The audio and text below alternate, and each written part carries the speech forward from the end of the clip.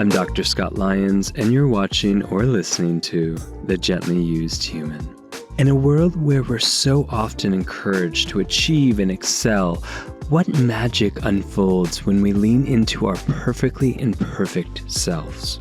What happens when we blend laughter and play with the profound work of healing? My guest today is Karine Bell, speaker, somatic educator, clown in training, and somatic abolitionist to transform how we relate to trauma and oppression. With a foundation in community liberation, indigenous, and eco-psychology, she takes a decolonial approach to life, meeting each moment with curiosity, wonder, and a trust in laughter for healing. Today we explore the importance of embracing healthy shame as a tool for reflection, the impact of toxic shame, and the power of embracing our quirky sides for profound personal and collective shifts.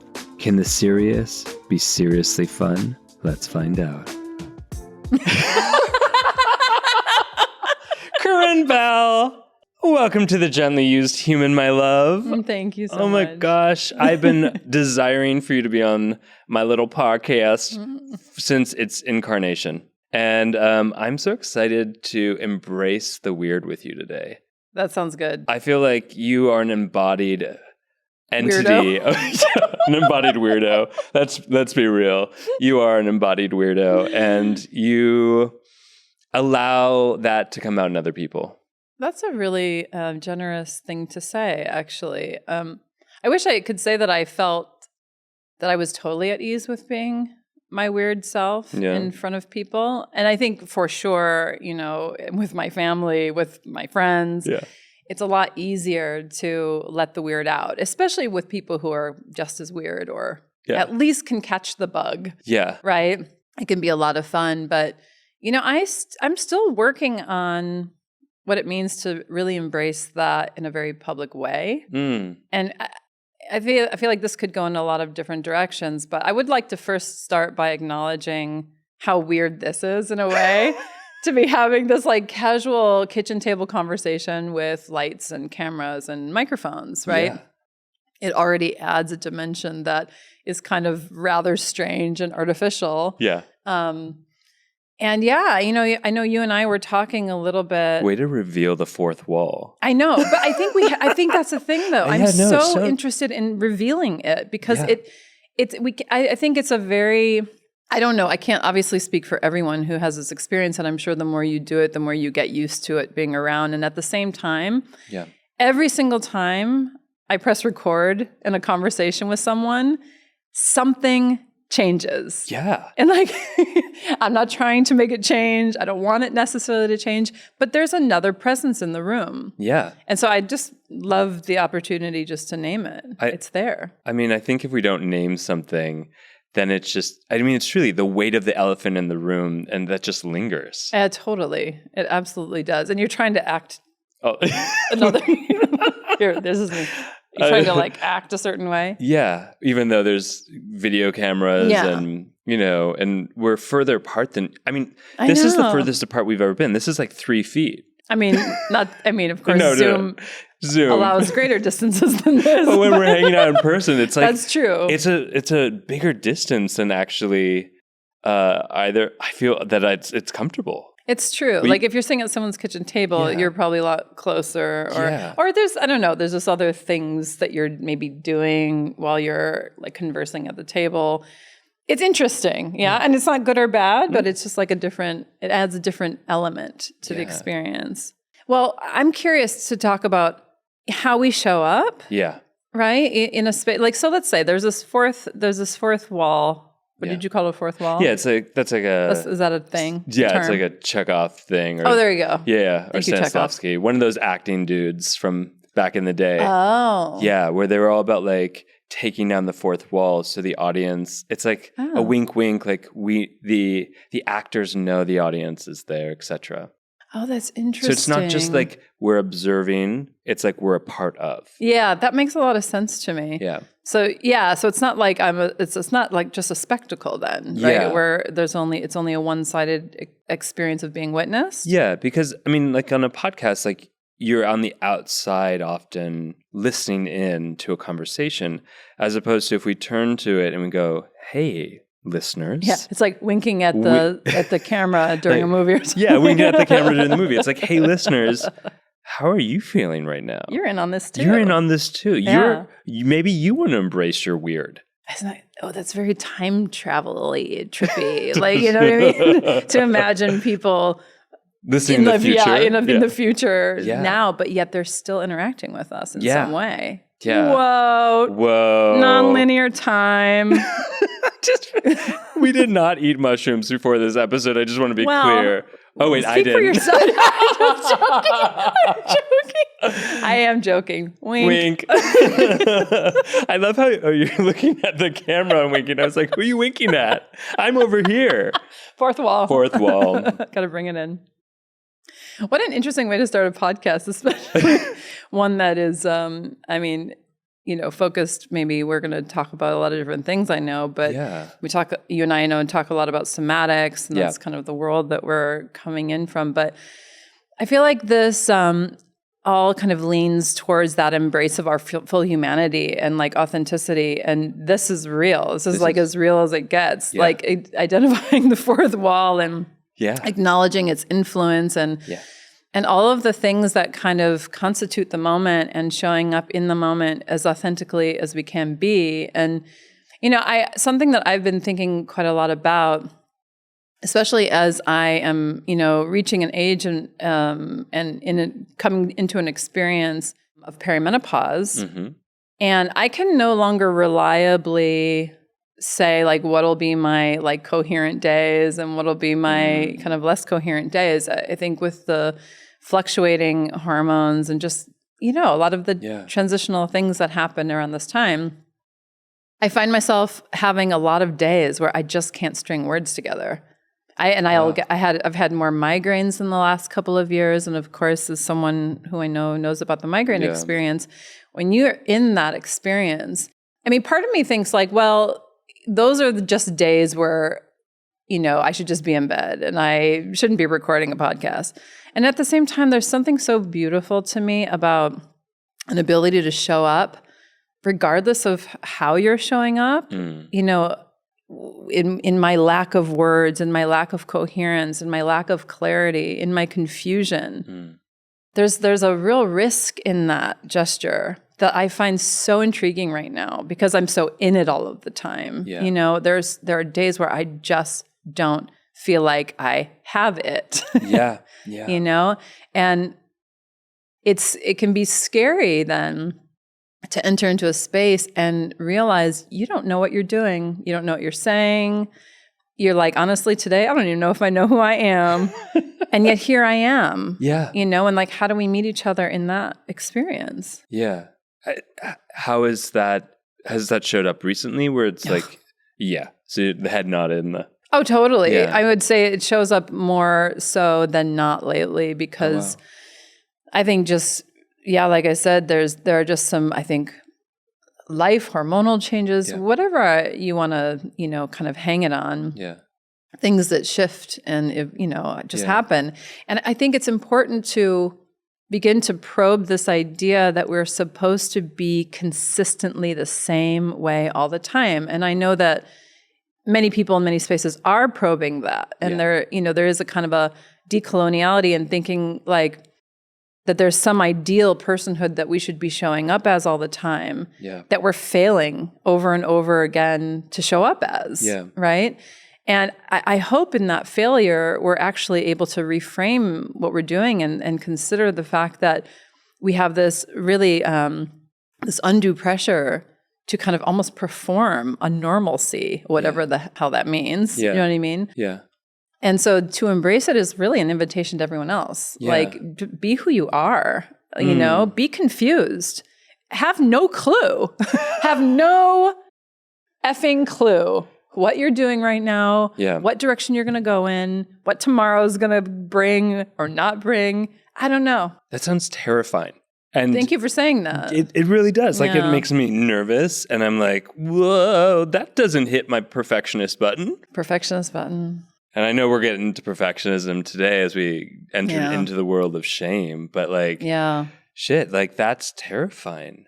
Like, like the idea and it also reminds me of physiology. No, just that, you know, like the idea of homeostasis.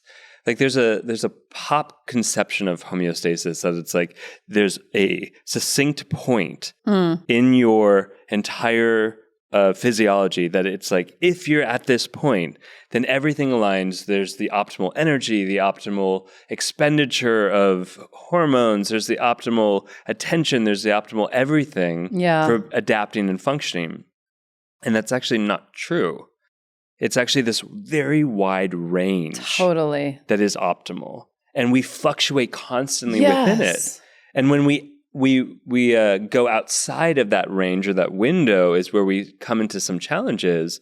But it's actually, you know, to me, our physiology in that way suggests there is no perfect point. There's a range of optimal processing or being. I love that. I love that. And thank you for bringing it in. And the visual that came to me was just one of the ocean. It's like, I think when I started doing more in the world of somatics and of course experiencing my own healing through somatics, that was the kind of metaphor that I would anchor in. Like how do we make ourselves as wide as the ocean so that we can have the full range of experience? Because for me, when we talk about embracing humanity, that's what it looks like, the full range, which means, you know, big joy, big grief, right? And they're in the same breath even. And that's a really exquisite thing. And I feel like the ocean as a metaphor for that is a really good one, because it is, to become as wide as an ocean, you can really, you experience all the things, right? You experience all the things. Yeah, there's something softer about like this sense of expanse that, like, you know, these moments where because I know exactly what you mean, like having had a history of TIAs and migraines, like there are days where I can't string words together in a coherent way, or for most of my adult life, I've had to string together words on a screen in my head before I can say them out loud to organize. And there are days where I can't put that effort in. Right. And it's very like, it's sometimes it's really painful. I can imagine. Yeah. I can imagine that's very tender, right? It's tender not to have, you know, the perfect words or the perfect day or the consistency of like, oh, yesterday was so awesome. I know. Yesterday I was fucking rocking it. If only you had caught me yesterday. I was like, I was on it. Why weren't you just following me around the camera yesterday? No joke though. I will have like a period of time that's really good. Yeah. Good. See, there we go. That's an evaluation, right? Yeah. And I would like to question that. But I'll have a period of time where things are fluid and I feel coherent and ideas are flowing. And I'll think to myself, I need to capture this. Like I need to do all the things in this period of time because it will change. And when it changes, I'll no longer have access to that. And that's something I'm starting to also work with and not do. Right? I'm you know, as much as I might feel inclined to really harness the energy of that time, I'm also sitting with what it would mean to not do that. And just because I think it's still in some way an avoidance of that discomfort. You know, the terror that you named. And I really appreciate you naming that, because I feel like it's really, really easy for us to say, I'll love you for who you are, show up as you are, be just as you are, authentic, authentic, authentic. Yeah.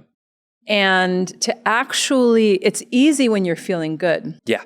Maybe to show up and just be like, here I am, being my authentic, funny, fluid self, you know, and then there are those days where you have a migraine and you can't string words together and you're maybe you're even facilitating, or you have to have a conversation with someone and you're like, I don't know what I'm going to say. I know the answer to the question you're asking me, and I can't put words together to respond.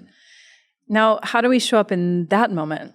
Yeah. And what would it even look like to just name it? Yeah. Just to be like, I don't know I don't know what I'm doing right now. I'm feeling totally confused. My head is fuzzy. Mm-hmm. My brain is foggy, and I just don't have it. What do we do? Now, can we pause on that? Yeah. Like, can we just be with each other in that experience? Yeah. That's what I think I long for the people in my life with whom I can have that experience. And it's not just okay, it's embraced. It's like, yes, this is what it means to show up just as we are. Yeah. And have it be okay. Yeah. So in some ways I hear you saying, like, if we maybe don't pedestal the best days of our life so much, then maybe we won't demean the days that aren't that. Yeah. Yeah. In some ways. Yeah, I think there is or criticize ourselves in relation to those days. Like, we didn't sleep well, and so we're not at our quote unquote optimal functioning or our flow state. Exactly. Yeah. I mean, we could even just question the idea of an optimal state. Yeah. You know what I mean? Optimal to who? And to what? For what end? You know, like, who is it serving this optimal state? I don't know. It really diminishes our ability to embrace, like, the cycles and seasons of our lives and to see the value in the cycles. So well said. You know? Yeah. And it's, again, representative of perhaps the invisible cultural perfectionism that's embedded in our society. Yeah. That we even are using this idea of optimal. I mean, we know that there's, again, like, from a physiological perspective, and this is an interesting challenge to everything that we're saying, is like, there's an ideal amount of energy conservation and usage that allows us to be most efficient in our adaptation. So if, like, you throw a baseball at me and I throw a car at you, please don't. Like, or sorry, I like try to pick up a car to hit it like a bat. I'd be very impressed with your. I would be impressed with too. Your strength. But the exaggeration in that analogy is like, it doesn't actually make sense. Why not just get out of the way, or pick up a glove or pick up a bat and respond to it? It's like this disproportionate response that has a tax, like it's a taxation on our energy. Yeah. And so I what I hear in that is some reference to maybe the very powerful mobilized energy in some of our responses that is likely rooted in other experiences than what's actually happening in the moment. Yeah, that's true. Often, not all the time. I mean, I want to say there are definitely times when a very strong response is appropriate for the situation. Yeah. But what I'm hearing in that analogy or that example that you brought in is this maybe an exaggerated response to something that might be fueled by something more than actually the baseball you threw at me, right? Like, maybe it triggered something that I'm not even necessarily conscious of, right? But that it's now I'm throwing the full force of my energy towards it because maybe I'm experiencing it as a threat. Is that what I understand? Yeah, I mean, that's interesting, because part of when we say, like, there's optimal for the current experience, like, there's an optimal amount of energy used in response to a baseball. Right, but if I'm triggered, which we all get triggered, all of a sudden that optimal amount of energy gets dysregulated, and I'm bringing in the past, and all of a sudden it's called spread activation theory. Okay, right? Oh, I've not heard that. And it means, like, okay, I see the color green in this plant that's next to me. Yes. And it stimulates all the other moments in my life that I've seen green and the emotional experience attached to those memories. To green. Mm-hmm. And it floods my entire being in this moment. That's spread activation theory. Okay. I've not heard that before. Yeah. And so in that moment, I'm responding not only to the stimulus that's here, but all of the past. Okay. And it's flooding, and it makes my response kind of disproportionate or dysregulated, we could say, disproportionate often, to what's actually happening in the present moment. That makes sense. And I think maybe just using some slightly a different framing, but similar. Yeah. Like, for example, in Resmaa Menakem's work, you know, in the work that I did with him around somatic abolitionism, we would often talk about what's showing up in the room. Right. When a room becomes really charged around the conversation of race, for example, what's showing up in that space is likely more than just what's actually happening in the moment, But the weight of our personal, our familial, our intergenerational, ancestral legacies, right? All of that can also be showing up. And so it sounds similar, but it's bringing in this kind of like ancestral, intergenerational dimension as well. Where the point is, it could be pre-verbal to our experience, right? And we don't even know what's happening with it, but here it is. Yeah. Right. Now it's here. Yeah. What do we do with it? Yeah. And as we have these this is a process of bringing in our past or bringing in other things that aren't just this moment is part of the awkwardness of being alive. Yeah. It's just our human nature. Totally. And it, goes back to even what you were saying in the beginning of like, how do we embrace our awkward, how do we embrace the weird that shows up? Being human is weird. It is weird. Thank you for just saying it. It's weird. Come on, please. Can we just take a pause? I want to pause. Anyone who's listening to this, it might be 2025. I don't know what year it is for you, but can we pause on this just for a beat, right? And consider that. Yeah. How weird it is. We are hurtling through space at 90,000 miles per second on a giant, beautiful rock full of diverse life forms. And we are in this vast expanse of limitless space. Can we please think about this for a second?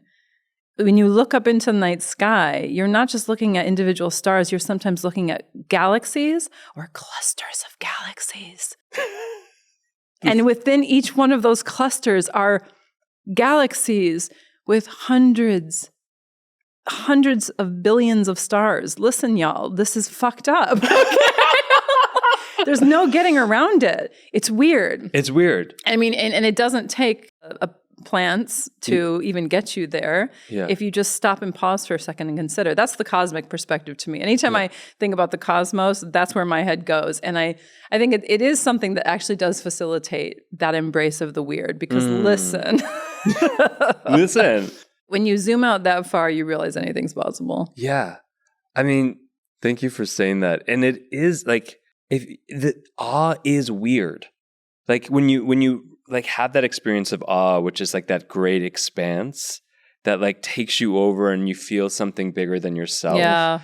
It's also representative of the strangeness that is. And if we turn that back to the human nature and see that same type of there are galaxies within galaxies of patterns inside and survival. Of us. Yeah. And survival mechanisms and strategies and just layers and layers and layers, let alone of cells, but of actually ways we have organized upon experiences. Isn't life so beautiful? It's so beautiful and it's so weird. Can we pause on that for a second? It's so beautiful. I'm being serious. It is so I know beautiful. you are. I love it. And you're weird. I am weird. And you are weird too. And I love that we can be weird together. Nice to meet you. Nice to meet you. I'm weird. I'm weird one, weird two.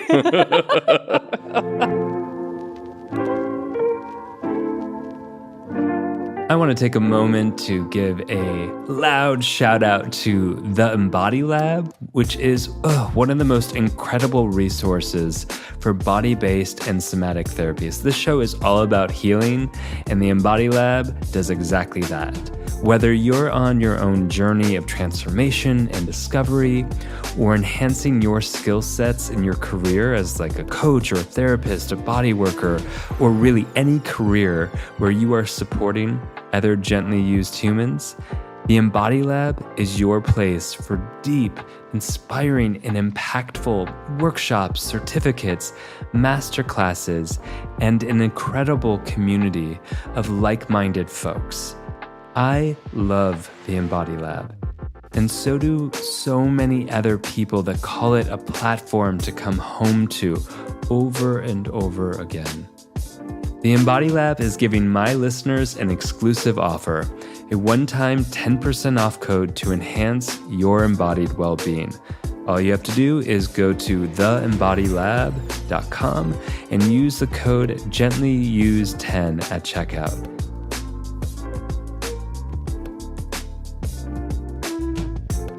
But I really appreciate that. I don't know if we get to pause in the urgency culture that we exist in to go, whoa, being human, like being this gently used human that we are, is really about embracing the weird complexities, the awkwardness of what it is to exist. Yeah, totally. And it just reminds me, I think, in those moments where I'm really acknowledging that, and not just in my head, but like feeling that, of the limitless possibilities for being that we actually have access to. And that's an important part, I think, of any social change process, personal, communal change process, is to be able to imagine other possibilities. Yeah. And we can't do that if we are so hardened in our kind of automatic ways of being in the world, you know? And of course, there are forces around us that are maybe hoping to keep us, you know, in line is not really the term I'm looking for, but it's shaping the direction of our lives in many ways, you know, some of these forces. And so to embrace weird for me is really about kind of refusing them sometimes, resisting them, rebelling against them. It's about, you know, if we have this kind of ingrained idea that perfectionism is a thing, even if I don't value perfectionism personally. Yeah. I don't value it, and yet I'm surprised at where I still see it. Do you know what I mean? I do. Like in clown school. Here we are. I knew we'd get to clown school eventually, aka embracing the weird, aka being your full human self. Totally, yes. Before we get into clown school, which is just the greatest transition ever, or the most awkward transition ever, I'm not sure. But I really appreciate what you're saying is like stagnancy emerges from not embracing our weirdness, embracing the awkward. And like there is something about being the original anarchy is actually about embracing curiosity, weirdness, awkwardness. Yeah. Being in the mess, the organized mess or the chaos of existence. Totally. I mean, you know this because you have a somatic experiencing background, as do I. Yeah. And I want to just say, of course, somatic experiencing, as I understand it, really draws a lot from indigenous cosmologies, right? And in that, I would say it also challenges a lot of the more kind of colonial ways of thinking. Like, there's a lot of irrationality in somatic experiencing for me. Yeah. Like, why am I sitting here in a session with an SE practitioner, and all of a sudden, if I pay attention to my right shoulder, I just get this image of throwing a baseball. I don't play baseball. I don't really like baseball. I don't know if I've ever thrown a baseball. And yet suddenly this image comes to mind. It's like my right arm wants to throw a baseball. What kind of sense does that make? Yeah. Now, in almost any other context, I would just override that and be like, you know, I might not even have the kind of trained awareness to even pay attention and to value that as information. But there I am. I have this image of throwing a baseball, and everything in my right arm is like, throw a baseball. So what do? I slowly pick up a baseball, imaginary, of course, and I reach my arm back. I don't even know if I'm doing it right. It doesn't matter. I pull it back, and then I throw it forward. And I'm slowing the movement down, of course, right? So I can really integrate I can really sense it, what I'm doing, and I can integrate that into the experience of what I'm doing. And after I do that a couple of times, my arm just kind of relaxes. Yeah. Now, in what world does that make sense? In what world does that make sense? Yeah. There's an irrationality, I think, inherent to healing processes that we need to be able to embrace. Otherwise, we're going to barricade every kind of path that our body presents for healing. You know, this idea that when we experience an overwhelming event, or, you know, in the aftermath of that event, some kind of trauma forms, right, in our experience. I know in SE, they say a trauma vortex opens, but simultaneous to that, a healing vortex opens. And so that given under the right conditions, the healing vortex, the body knows what to do. When we feel safe enough with someone, we begin to unfurl, but it means following these very irrational threads of information that come in the form of sensation, of image, of gesture, of posture. And you're like, I don't know why my body wants to do that. I don't know where it's going, but if I'm here If I'm here in the process, if I'm in my head, I'm going to block it. Yeah. Because it doesn't make sense. Yeah. So we got to embrace the weird. Yeah. I love that linkage between embracing the weird and the following the nonlinear path of healing that allows you into the nonlinear path of healing. Absolutely. Because like we know you can't talk your way out of trauma. You can only feel your way through it. Yeah. And that is not going to be some clear linear path. Like you might be in the middle processing something like you just were talking about, and all of a sudden, you know, this image of or this impulse of like, I have to throw this baseball. And if you, like you said, if you think about it, if you try to rationalize it, if you're not embracing the weird, you're blocking the organic healing process that just wants to emerge. Totally. Yeah. Isn't that awesome? It is awesome. Let's just acknowledge that. You're really into pausing and acknowledging. I love that. Well, today I am, yeah. Today. It's all about this moment and today. Honestly, well, it's so funny. It's something I think about a lot too, because, you know, if this is the year 2025 and you're listening to this, we're going to be so confused. I hope that we're still around. Yeah. And I hope that you're enjoying this conversation. But honestly, I think about how I think this is one reason why I've always been a little hesitant with social media, because to put something out into the universe, sure, you know, the way often that we relate to things like that in our culture, and I'm using that with kind of air quotes for anyone who's not seeing that gesture, because I realize there's a lot of diversity in the experience within a particular cultural context, but you know, there tends to be this this way in which we fix people and we fix ideas and, you know, label them, and all, you know, concepts become so hardened. And so when I think of like being a freedom, that freedom involves being this truly ever unfolding being that can surprise not only myself but you too. You know, which means that I might have said a thing yesterday, I might have changed my mind. I know that about Since you. then. I know that about you so hard. We're like having worked together for years and been collaborators and friends, and it's like, and that's not.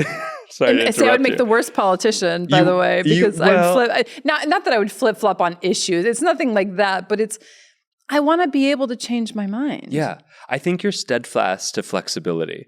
Yes, because and that matters to me. We are dynamic beings in this very complex, interconnected stew of life. I want to eat that stew so bad. I made stew this week, so I've been eating stew like for every meal. So I feel like we are an emergent stew. We are an emergent stew with potatoes and carrots and celery. Sometimes there's carrots, sometimes there's lentils, sometimes there's meat, sometimes it's vegan. You know how stews are, as right? stews are. And, got a lot of like good nutrient dense stuff in there. You know, and now I have no idea what I was saying. So if we go back to the importance of embracing the weird, the awkward, and I know that one of the things you've recently done to sort of like embed yourself in that practice is actually go to clowning school. Tell me about it. Yeah, well, you clown? I know, right? It's so funny too, because since starting clown school, I'm looking all over for like references to clowning in history and, you know, mythology and things like that. And of course, clowning as a tradition goes back to the earliest known civilizations. There have been clowns, you know, since the since the dawn of human history, but at least for as far as back as we know, right? Someone was clowning around in the caves. Someone was clowning around, and they played a really important role. This is what I'm learning. They played a really vital role. The trickster, especially the clown as trickster, played a really vital role in any, you know, kind of group or community. And, you know, clowns are so interesting to me because I've been thinking about this so much, how they really dance on this line between order and chaos. They're like directly on it. They're stomping on it. They're laughing at it. They're blurring it. They're doing all the things. And I think that there has always been some longing in me, speaking to the flexibility, to not take myself seriously. I think I'm pretty good at that in general. Maybe I'm a little too good at it sometimes. No, but really to not take myself so seriously. And I think maybe because the earlier part of my life wasn't so funny. No. There was really nothing funny about it. It was very heavy. And I do think that it did produce in me, at least in the earliest part of my life, a kind of rigidity in my body, in my life, in the way I related to myself, in the way I related to other people, in the way I showed up in different spaces. And as you know, right, through living and experiencing such things yourself, that is a very, very painful place to be. I used to refer to it as like a prison of perception, because the way that that kind of rigid identity structure can imprison us is, in a way, it's real and it's not real. It's rooted in real experiences that kind of produce the need for it, so that we can navigate our worlds with a modicum of safety. And it limits us. It limits possibility. It limits who we can become. And I don't know. I think maybe there is something also just kind of inherent in me, I don't know, that feels more at ease, or at least desires that ability to not know and to become something else. Do you know what I mean? And I just have had, thankfully, I've had enough experiences of that in my life that I've been able to find them truly transformative. And I went to clown school, in part because it terrified me, because I think what I think I was starting to become interested in was where this experience that was very personal to me kind of met my more public life in some ways. And I say public meaning, let's say I facilitate some spaces and, being one of the co-dreamers in the Rooted Global Village, I'm on screen, I'm meeting people. And one of the things we're interested in doing is nurturing and tending relationship. And what does that take when we're strangers? What does that mean to do that when we don't know each other? How can I do that in a way, like, what does it mean to show up in a room with 100 people? Let's say I'm hosting an event free to the public, we've done these Tending the Roots before, and all these people show up and we don't know each other, and I've got a migraine. Yeah. And I can't find my words and I can't string them together. Do I try to pretend that I'm having a different kind of experience so that you will respect me? Do you know what I mean? This is like, and I'm longing for, I think I've said this already, but I think I'm longing for those spaces where it's okay for me to say, I have a migraine right now and I can't string my words together. And I'm scared. I'm scared because I want to connect with you. I want to be in relationship. And I'm scared that if you witness me like this, not knowing what I'm going to say next, not being able to think straight, that you're going to reject me. Or you're going to think that I'm not good enough, or I don't have anything of value to offer. Yeah. And that's a really terrifying thing. And so I think, for me, it became a value to honor that. But in order to honor, the kinds of spaces that can accommodate that, I have to really experience it. I have to experience it and experiment with it myself. Can you say what it is? The cultivation of these kinds of spaces, okay. where we can show up truly as we are, and also risk being seen as we are, all that means. Yeah, is that what you found in clown school? Absolutely. Holy shit. I mean, yeah. I mean, that's not the place I would directly think of. Like, I'm going to go find the place where I can feel safest to be the strangest, to let everything out.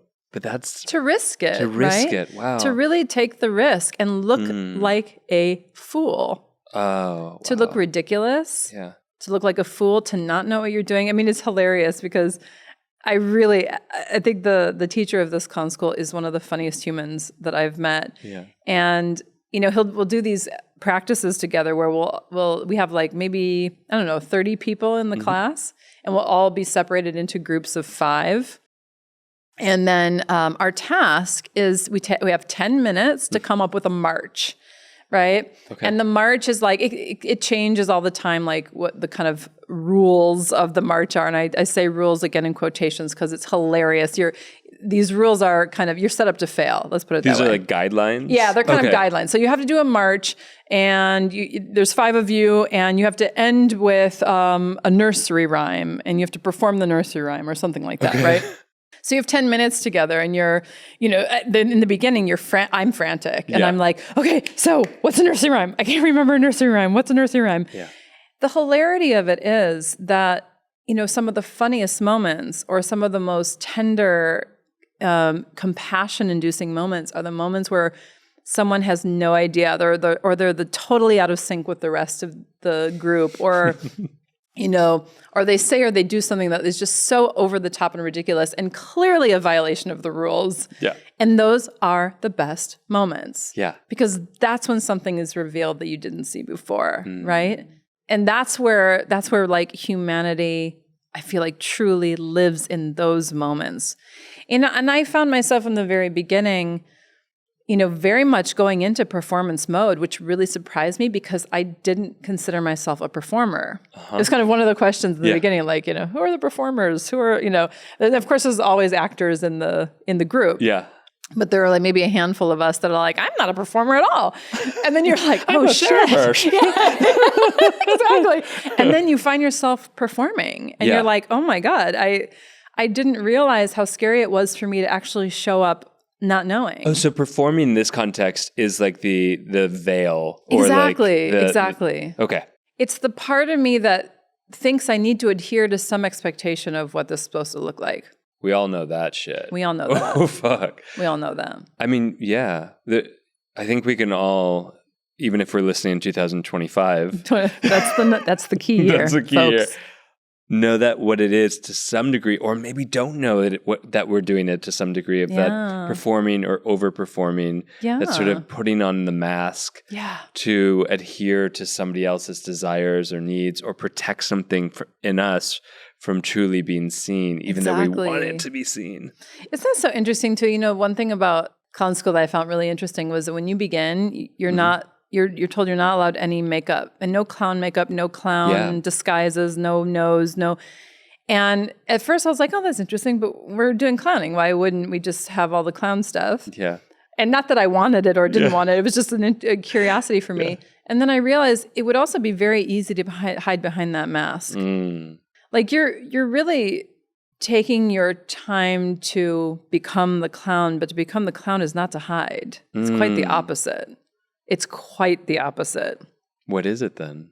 It's to be so revealed in every moment, and to do it. A lot of what we're learning to do as well is when we're doing a march or we're doing some other activity, and we're the ones up on quote unquote the stage. Yeah, we're guided into keeping our eye contact with the people who are observing us, who are witnessing us. Now, how comfortable is that when you're embarrassed or you feel stupid or whatever you're feeling is present, and maybe it feels very tender? What is that like to then just be witnessed in that? It's so risky. It's so risky. It's so risky. Do you feel, this is such a weird question, but in those moments where the veil is down, the vulnerability is happening, you're being witnessed, even in the fullness of probably buffoonness of that moment, do you feel more human? Yes, and yeah. I have seen, maybe not as much with me, but when I'm just witnessing others, for example, I have seen like examples of like what it looks like to be up there and be in that moment and to meet it with kind of levity and humor. Yeah. And embrace the ridiculousness of it. Right. And the job of the clown instructor, by the way, is to ridicule you. Which is absolutely fantastic. I cannot tell you. I actually just said to him most recently, I was like, I sometimes feel like you don't ridicule me enough. And I'm like, I got to be careful in saying that because I also don't want to necessarily invite it. Yeah. And at the same time, I feel like it gives me permission to laugh at myself in a moment like that, or laugh with myself, or cry with myself, whatever it is. And it's like you're meeting me in that experience. I don't feel alone. Versus the other experience, which I think even when And this is maybe touching in on the shame piece. Yeah. There have been moments where maybe someone is sharing something and it's something gets triggered, something gets touched. Yeah. And maybe I think for many people, a kind of a trauma response is this learned pattern of like, when I'm feeling this, I have to like look away. Yeah. And I can't even receive the support that you might be giving me right now. You know, like you might look out and there may be a sea of compassionate faces. Yeah. But the shame of that experience for you is so overwhelming that you can't receive it until you look away. And that's happened, not in this particular class, but in another context. And when that happens, it's so interesting. It's like the person retreats. Yeah. Right? They're kind of retreating and they're no longer available for that kind of support. And I think that's when, it's not that it's not human, it's a very human experience, right? But shame is a human experience. Yes, absolutely. Oh my gosh. Yeah, that's where I think there's an edge for people, right? There's definitely an edge that some folks reach, and when it tips into shame, at least the toxic version of shame, it can be hard to kind of pull them out. Yeah. Does that make sense? Yeah. Yeah. Well, let's break that down, because there's a lot of juicy material in that. Break it down. Bring it on down. Bring it on down. It's sexy time. Sexy time. Talking about shame. Okay, that got weird. This is 2025. 2025. We're talking about shame. I think one of the interesting things you just said is like shame is a human experience.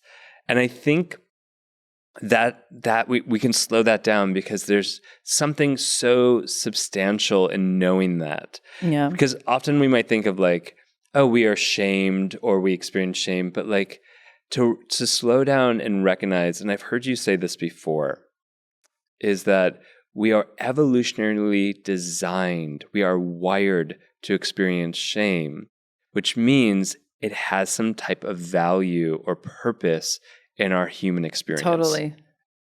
Break that down for me. Well, listen, and I want to just say that this, my understanding of this model of shame, which is talking about a toxic and healthy shame, versions of shame, comes from Kathy Kane and Stephen Terrell, I believe that's his name. It comes from their work, and they have a book called, I think it's called Nurturing Resilience. I'm not sure if I'm getting the title right, but that's where I first learned of this. And I actually did a workshop with Kathy Kane many years ago, and that's where I learned this more intimately. But it essentially says that shame is a physiological experience. We every single human who has ever experienced shame knows what it feels like, right? There's an immobilization in that experience. It's a kind of withdrawal and shutting in, like kind of contraction. That's like a freeze? It's like an immobilization? I mean, I feel like it is part of an immobilization response. Yeah. And it has, like you said, it has an important function if you imagine that we're intended to be a part of a social group. Yeah. So one of the functions that I learned about it that helped me understand this was, for example, when you're a young child, let's say, and you're in your parents' kitchen and there's a flame on the stove and you go to reach for the pot that's on the stove and the fire, and you get near the fire and your parent shouts out, like, stop what you're doing. And like, there's anger in that moment, right? Like, because you need to stop the behavior. Yeah, there's definitely a force. There's a force, exactly. And it might sound angry. Yeah. I mean, I think it is a kind of form of mild rupture, mild, or I don't know if I could qualify it that, but it is a form of rupture in that moment. And so it's enough to cause the body of the child to kind of stop what they're doing. It freezes the action, and they pause, and they might then start to cry, right? Yeah. And that's a function of shame that's actually meant to inhibit a particular behavior, right? But what I, learned about healthy versus toxic shame was really important and interesting, because in this theory, because we're wired for shame and it's a natural response, there are things that can happen after that moment of rupture that actually matter in terms of whether it becomes a healthy response, because it can be a thing. If we're talking about the healthy version, it can be a thing that orients our behavior. It gives us a moment of pause to reflect, to evaluate. Am I hurting somebody? Or myself. Yeah. Or is there friction between my behavior and my values? Right. And I mean, I think it's so, I'm going to pause it for a moment because that's such an important understanding of like that shame is a pause that is evoked from our physiology to help us evaluate the moment. Yeah. The moment. Yeah. Thank you. And of course it gets complicated because we don't live, and I say we in quotation marks, many of us in the modern world don't live in the kinds of kind of, communities or villages that we once did, where this would have a very particular function. So it does look a little bit different in our very hyper-individualized world. But what was really interesting to me about their theory of toxic versus healthy shame was that there were kind of three characteristics or three things that characterized one versus the other. Okay. So the first one is that you are not identified. Yeah. Or it's a temporary thing that happened, right? Yeah, it's temporary. Yeah, it's temporary, so the effects of it are not ongoing, right? The second is that you do not become the thing that you did. Yeah. You're not the behavior. The behavior is the behavior. The behavior is the behavior. Yeah. You are not the behavior. Yeah. Can we pause on that for a second? Shit. Can we pause on it? Yeah. Can we take a beat? Can we take 2 beats? Can we take 2 beats? You are not your behavior. Now, consider all of the structures in this world that we live in the modern world that really depend on you being your behavior. Yeah. I mean, like literally the criminal justice system. Yep. Point blank. Yeah. So many people become so identified with the thing that they did. Yeah. And there's no room once we're identified with it to become something else. So that's the second point. So obviously in the healthy version of shame, you are not the behavior. You, beautiful human, mysterious being of the cosmos, are this ever unfolding being, and you can become something else. Yeah. But we need to address the behavior, right? Yeah. And that's the right. But in the toxic version of that, you're the behavior. You are now this thing. Yeah. And now I have there's no means for you to feel a sense of freedom to become something else. And then the third one is, in the healthy version, you have a pathway back into relationship. That's with yourself or another person. Yeah, I think facilitated often with the other people, right? Yeah. You find your way back to you because I love and accept you for who you are, right? Like, and not this thing that you did. Yeah. And in that, you are free to then come back into alignment with your values and to be in community with yourself and be in community with others. Yeah. Versus in the toxic experience where you are so aligned with the thing that you did and you've been cut off now. You've been disposed of. You've been canceled. You have been ousted. You are no longer valuable here. And I'm sorry, but when people like Brené Brown talk about shame, I think that's the shame she's talking about. Yeah. She's talking about the toxic version of it, talking about obviously, toxic, right? Yeah. And I think she refers to the healthy shame maybe as guilt. I was wondering about that too. I think that's her distinction. I'll call her and ask. Yeah, you do that. Yeah. You let us know what she says. I'm pretty sure that. Ring her up right now. Okay, maybe I will. Wait. Hey, Brené, it's Scotty, Dr. Scotty. What? Yeah, I'm right. Cool. Yeah, thanks. She said I'm right. All right, good. Okay, good. I'm glad we got that settled. That's how it works. This show is also brought to you by the absolutely stunning and powerful tools of transformation that are created by Omala. Oof, even the name Omala transports you to a place of flow and vitality. These are some of my favorite products ever. They have an amazing color-changing yoga mat that responds to your temperature and presence and reflects back your posture in real time. There's this incredible smelling skin balm candle that heats up to activate all the essential oils and vitamins that your skin has been craving. I mean, look, if I could live in a giant bath of this candle, I would 100% do it. They also have these journals that lead you into profound insight, and then you get to plant those journals to create a stunning flower garden. What? I mean, if that's not deep and inventive, I don't know what is. If you're someone who desires to live a luxurious flow of life and who believes in transformative wellness, then you have to check out Omala. Omala is giving my listeners an exclusive discount to treat yourself to something that is as special as you, boo. All you have to do is go to omala.com, that's OMALA.com, and use the code DrScott10 at checkout. And a portion of every purchase goes to an incredible charity. You got this. So to recap, like in Healthy Shame, that child that you were talking about reaching for the pot near the open flame, and the parent yells at them. In Healthy Shame, it's temporary. That freeze response is temporary because the parent comes in, the caregiver comes in, and they say something like, "That scared me."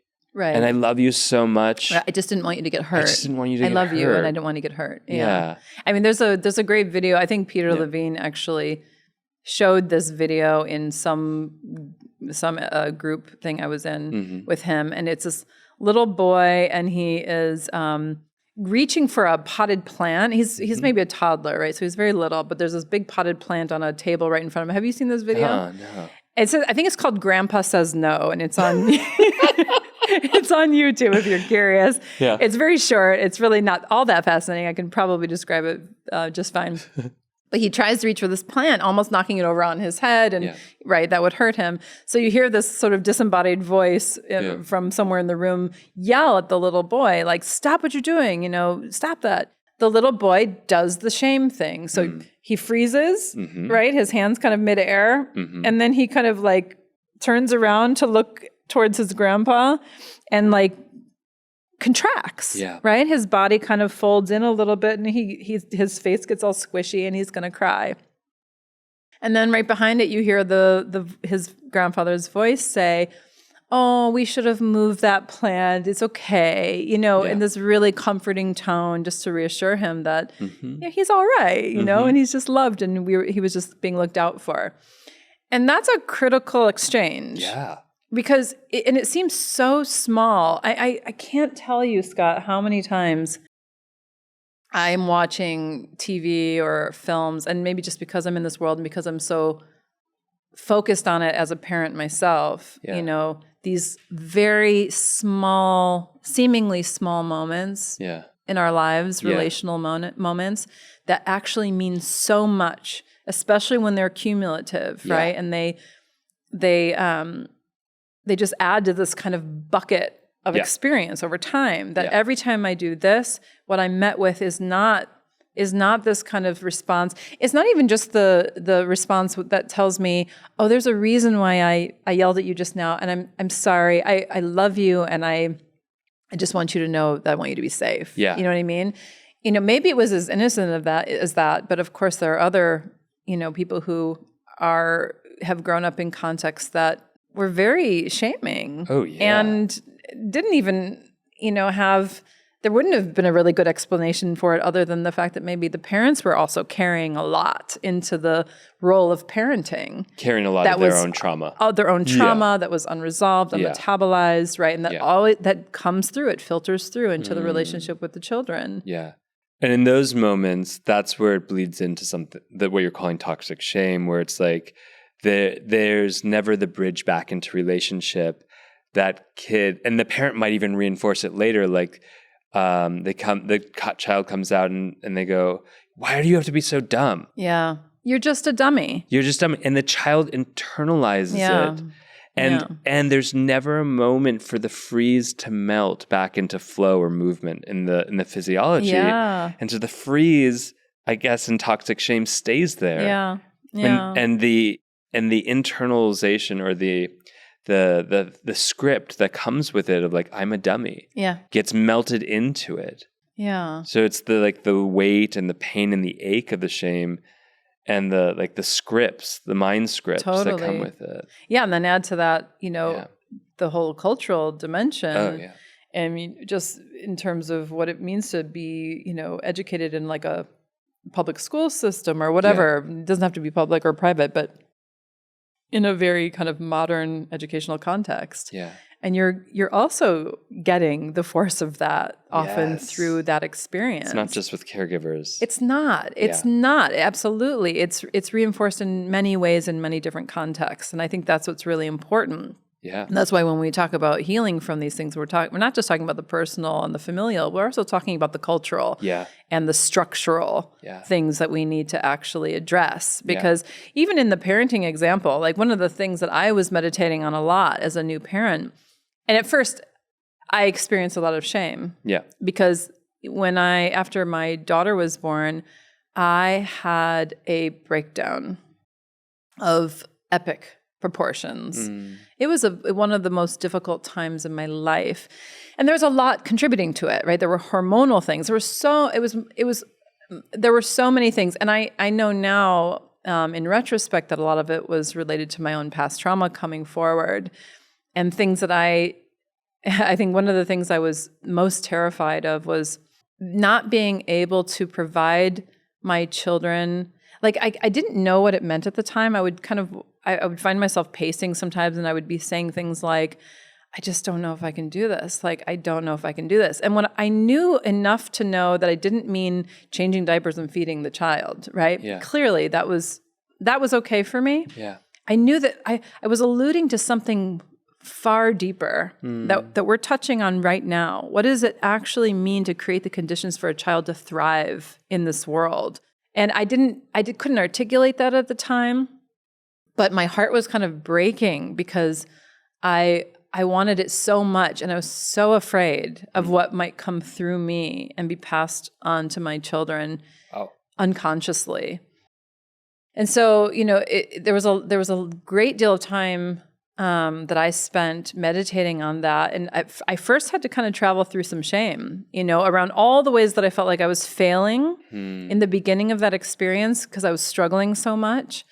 And it took a while, and that's a story maybe for another time. But what was really beautiful was when the shift happened for me, what I began to realize was that structurally, this shit sucked. We are not set up we are not, the world that I have grown up within, this modern world that I've grown up within, has not been set up to really, truly take care of and tend to the conditions for not just the child to thrive, but for the parents to thrive. Yeah.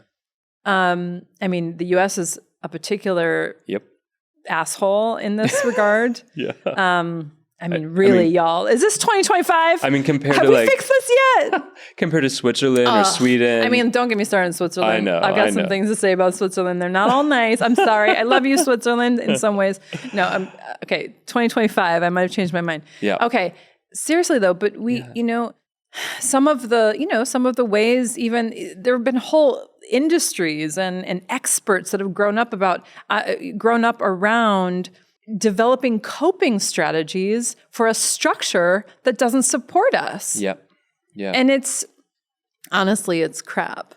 Well, yeah, and then there's shame and fear mongering to direct people into a certain way of behaving too.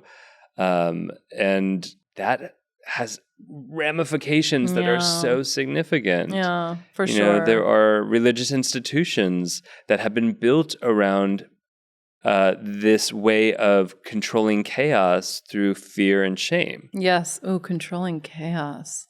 I mean, that's some of the origins of controlling chaos. Back to the clowns. The clown does not control chaos. The clown creates chaos. The clown creates and swims in chaos. And yet it's a borderland experience. You know, that's what I think is so interesting. It's not. Yeah.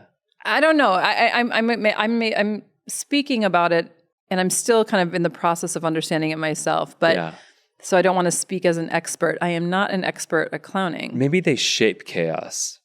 Well, there is something, because there is something even in like the trickster stories where there is something that it brings us back to, right? Yeah. Like whether it be that the trickster kind of disrupts something enough to kind of let something else happen that needs to happen. Mm-hmm. Do you know what I mean? I do, yeah. And that reminds me, it makes me think as well of like maybe strategies, or I don't like the word strategies to be honest, but maybe ways that we would engage the soma in healing. Like we're, even the trauma responses that we've developed over time, when they've been practiced enough, become hardened, and we know all this neuroplasticity, we know things that fire together, neurons that fire together, wire together. Yeah. But really what that's talking about is how, the most efficient pathway for us is often the one that's most practiced. Yeah. Right? And even if what's practiced is rooted in something that is actually trauma. Yeah. Right? And so we have to disrupt that. Yeah. We need the ability to disrupt what has become so entrenched and deeply ingrained in experience in order to make way for new constellations to emerge. We can't do it any other way. It's very cosmic. It is. And I think about that in like... You just rushed over that cosmic part. Oh, I'm sorry. Pause for the cosmic moment in 2025. It is cosmic. 2025. Okay. That's funny. No, but it reminds me of like what we were saying before of like intoxic shame, like the internalization of like, I am a bad person. And the repetition of that thought or the behavior that comes with that is the thing that's most grooved, the pathway that's most grooved. Right. And so it's not kind to ourselves, but it's most familiar. Yeah. And that's the difficult part in also healing and what you talked about earlier about finding the awkwardness. And in that moment of interrupting a pattern, like I'm a dumb person. Like if that's the pattern, that's the thought process. Yeah. We have to have an awkward moment of acceptance of being dumb or being something else besides that. Yeah. The question that comes to mind when you say that is, who are you without that belief? Yeah. Like, oh, I don't know. I don't know. I speak from personal of course, I think maybe all of us have had at some point an experience of that. Yeah. Who am I without this? Yep. Hopefully. If not, I wish that for you, dear listener, because it's an important moment, I think. And someone very close to me recently had that experience. They said, I always thought that, I would be this one day, or I always thought that I was like this or that. I don't want to give too much away. But I remember saying to them at the time, I know this is terrifying. And they said that, like, this is terrifying for me. And I said, I really know this is terrifying for you. I want you to know that I'm here and that I love you. And I'm really happy for you. Yeah. I'm really, really happy for you. And as long as you can know that you're loved through this, you're going to get through this. Yeah. It will be okay. In fact, I think it'll be better than okay. Even though I know it's really scary not to know the answer to that question right now. Who am I without this? It's such a big question. And it requires the embracing of the unknown awkward, like the clumsiness of bumping around the universe, bumping around the world, not knowing exactly who you are without that. Because are you valuable? Am I? No, I'm just saying. No, that's the question, though, right? No, of course, you are inherently valuable. We all are. That's what I'm trying to say. But that's I think the question that it evokes. It's like, especially within a capitalist economic structure, we have to plug in somewhere that's valuable to capitalism. That's the idea, at least, right? And what about when we can't do that anymore? Are we still valuable? If I'm not, if I'm not an architect, for whatever reason, I can't be an architect anymore. My whole life I wanted to be an architect. I put everything into being an architect. And now I'm not able to actually do that job anymore. Who am I? And who's going to love me if I have nothing to contribute? Or so I think. Right? I think it's so terrifying because it touches on that part, I think, for people that where they know that they are living in a cultural context that valorizes productivity, efficiency. What are you giving to this machine here that we're all a part of? And if you're not giving anything, what's your value? But that's not a world I want to live in. No. I reject that world. I clown that world. I clown it. I'm clowning that world. I'm clowning that shame. I clown it. that shameful world. I'm clowning that shameful world. I think about all the ways too that, shame has this mysterious way, not so mysterious way of manifesting, like what we were saying before of like perfectionism. Yeah. If I can be that perfect thing, then I'm not the thing I've internalized. Yeah. Or I can create distance for, or I think about like how sometimes we shame ourselves. Like, oh, I didn't protect myself in that moment. You said something to me and I didn't stand up for myself. And so I shame myself too, which is really just a replication of our early developmental patterns where someone else didn't show up for us. You know what I mean? But we replicate it and we do it onto ourselves. We reinforce like old shame and bring it on as new shame. Yeah. Like we are so, back to that thing, we are so complex and weird as humans. We really the are. things, the patterns and the layers that we place on ourselves as opposed to like being human in the raw. Yeah. Yeah. And it just makes me think, where are those spaces where we get to kind of laugh at that? And what is the role of like that kind of ridicule, laughter, play in like just helping us meet those moments? Those are kind of shadow aspects. They're not shadow. Kind of shadow aspects. They are shadow aspects. Yeah. And I wonder, to meet the shadow with a lot of gravitas is going to be a real challenge, right? Because for anyone who, it reminds me of Pema Chodron. Do you know Pema Chodron's? Do you want me to call her too? Yeah, we should. Please. If you have Pema's number, please just tell her I love her. But something I remember reading in one of her books, which I love. I think my Bible is When Things Fall Apart. Ugh.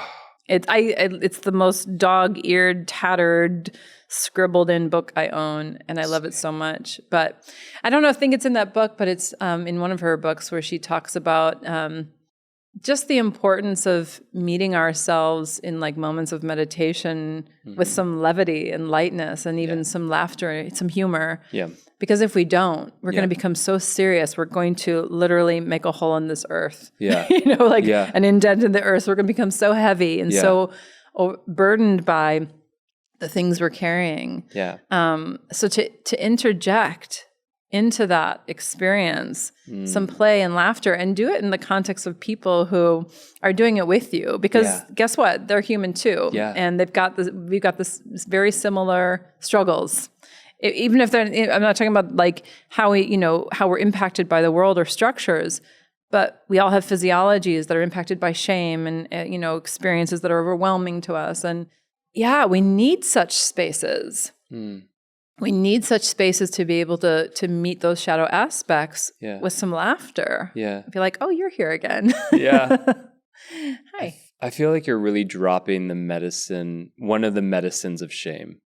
Of how to heal, like, because to me when you say like the laughter, that reminds me of this, well, first of all, breath and movement and the curiosity and play, all these things that are not present in the frozen immobility of long-term shame or toxic shame. Yeah.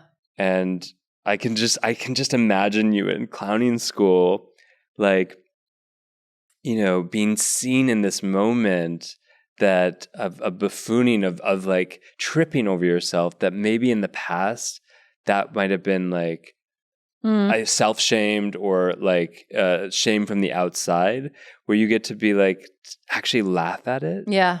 And there's a resilience that grows in being able to laugh at something as opposed to being able to come out of the freeze. Yeah, absolutely. And I would say, critical component of that is knowing that that's a value in that space. It's a value. I still don't know what that looks like outside of that space. Outside 100%. The clowning space? Yeah, exactly. And it's a curiosity for me. I don't really have an answer for it. But, if I were to walk into a conference where there's a bunch of very, very expert people, very serious. Love your face that comes with the word expert. It reminds me of this time I was in Chicago many years ago. I went to a party with a friend of mine, I see. This is please don't take it personally, folks in 2025 who love wine and love going to wine events where you talk about wine. I love that for you. And I think it's very interesting. I think how wine is made and the years and the conditions of the soil, blah, blah, blah, is all very interesting. But when it comes with this kind of air of import, you know what I'm talking about, right? I do. For those who can see me, it's this air of import where, we should all, literally, this is not a joke. What happened was the hostess of this party it was outside in their backyard. Yeah. She retreated into her apartment for a moment, and then someone made an announcement. She's coming. And in her arms, like a baby, was this bottle of wine. I think it was maybe even wrapped in something, like a blanket or something. And it was being ushered down. I might be exaggerating slightly, by the way, but this is in my memory. This is what it looked like. It was a presentation of a bottle of wine that happened to have come out of a very great year for wine. Yeah. I don't know anything about these things except I don't even drink wine, actually. Yeah. Anyway, I used to, but I don't anymore. But there was this like hush silence, and people were like, "It's here. Did she bring it out? She brought the wine." And I was like, "Am I supposed to be like caring about this?" And again, I'm making fun. Yeah. But what I'm not making fun of is actually knowledge about wine. I think it's very interesting, actually. Like anything that can be very interesting when you get into the nuts and bolts of it. It was this whole kind of veil that descended on this group of people, and it felt like I was supposed to be taking this a lot more seriously, and all I wanted to do was laugh at it. And I think for me that's kind of the clown. Like it's laughing at the pomp and circumstance of the moment. It's like we're all taking ourselves so very seriously right now. Can somebody just like make a joke real quick here? Like, this is so stuffy. Yeah. So I try to imagine, what does it mean? And there are good examples. I mean, I think comedians kind of are clowns writ large, and there are, there's clowning that happens in, classrooms around the country all the time. And I'm always so curious, like, I don't know where kind of the embodiment of the clown in a moment. Maybe it's enough for me just to have it within myself to not to have to take it so seriously, and therefore not to have to take myself so seriously. And then I'm a little more free in the moment. I'm a little bit more at ease. I'm a little bit more available for connection because the stakes aren't so high, And that's such a beautiful thing already. You come back into relationship. Exactly. And you have the potential to. And then it makes me wonder, well, maybe that's it. And maybe just by example, the clown through me by example kind of extends the invitation for others to join me. Yeah. And let's have a laugh. Like we can both love that wine bottle and the wine within it because it happened to come out of a good year for wine, and we can laugh about it too. I love that. And you're describing such one of the significant antidotes of shame is like to come back into relationship. We don't have to do it with the person who quote unquote shamed us, but to notice and bring in or to connect back with other humans inherently or often takes us out of that freeze. Or little bits at a time at least. I appreciate you saying that because I think there's often this idea that we have to do the healing on our own first. And of course, I think for most people who have experienced a good therapist or a good practitioner, that it's the relational dynamic is probably the primary healer in that scenario. The person who feels safe enough that we feel safe enough with to unfurl a little bit, who doesn't recoil at the things that we say, who meets us with compassion and empathy, like that is probably 90 whatever % of the process. I've experienced it myself many times. But you're right. Yeah. I mean, relationship. Yeah. What are we doing if we're not doing that? Yeah. Know what I mean, brother? I think I catch your drift. You know what I'm talking about? I just have to say I love you.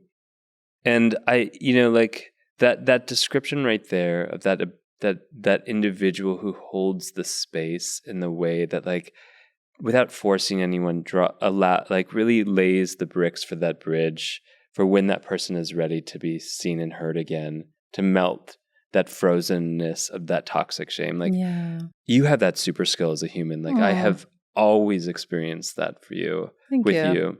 And I love that now that you have even more repertoire of how to do that, which is like clowning around, like finding that capacity to like bring levity, humor, play, but also the clowning is also serious. Oh yeah, there's no doubt. We're looking at social change, right? And that is serious. Yeah, and you're bringing all of that into the world as like the medicine, I think, of shame. Thank you for saying that. I appreciate that very much. Thank you. And as I say to my dog, Wabu. Wabu, what's that mean? Wabu too. It's love. It's but you have to say it in the language of a wubby. Oh, wub you. Yeah. So Ruby is a golden doodle that we rescued, and she's not. I don't know if you know golden doodles, but they're not quite dogs. They're like somewhere in between. So I call her Wubby. Yeah. So I wub her. Oh, I know that was very silly. Now, 2025 listeners, that was very silly. We wub you. Wabu. Wabu. Karine, thank you so much for being on The Gently Used Human. We wub you. Oh, thank you for having me on, Scott. It was so good to be with you today. It's such a pleasure. And thank you all for listening now and in 2025 and beyond. Yep. We wub you too. Send us a note. Tell me what it's like in 2025. Send us a note from the future. Thank you for listening to the Gently Used Human podcast with Dr. Scott Lyons and friends. Visit gentlyused.com for fun extras, including submitting your questions for advice from a Midwestern mom.